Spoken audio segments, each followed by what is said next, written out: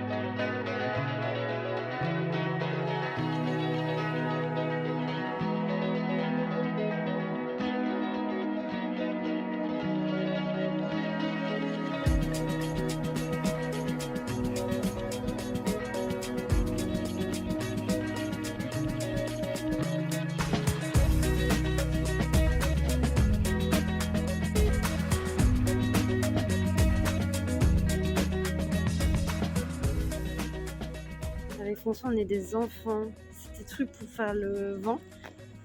Là, oh, il y a Captain America. Pas Captain America, Captain Marvel, excusez-moi. Oh, il y a même Black Panther et tout. Et regardez, les États-Unis, ils sont trop bien parce qu'il y en a en Mulan. Il y en a en Mulan. Il y en a en Mulan. Oh, je suis trop fan. Il y a Baby Shark, il y en a même un de Noël. Voilà, ça c'est à l'aéroport. Et après, il y a les classiques. New York.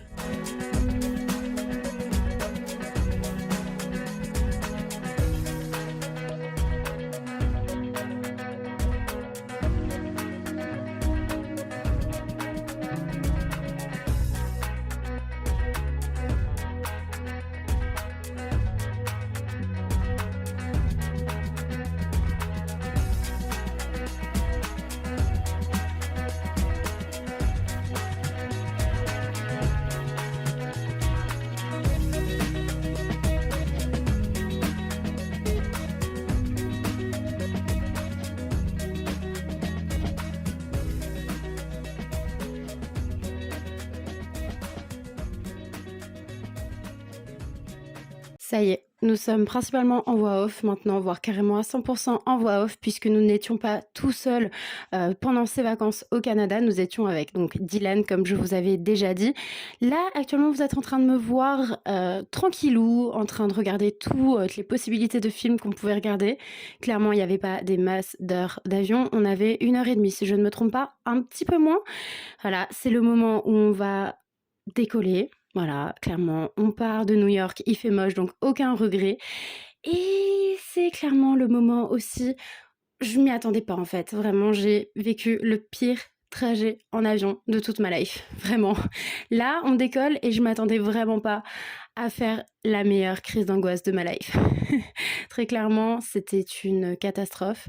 Les turbulences étaient énormes et j'ai fait la pire crise d'angoisse de ma vie. Je crois que j'avais jamais fait une crise d'angoisse avant celle-ci.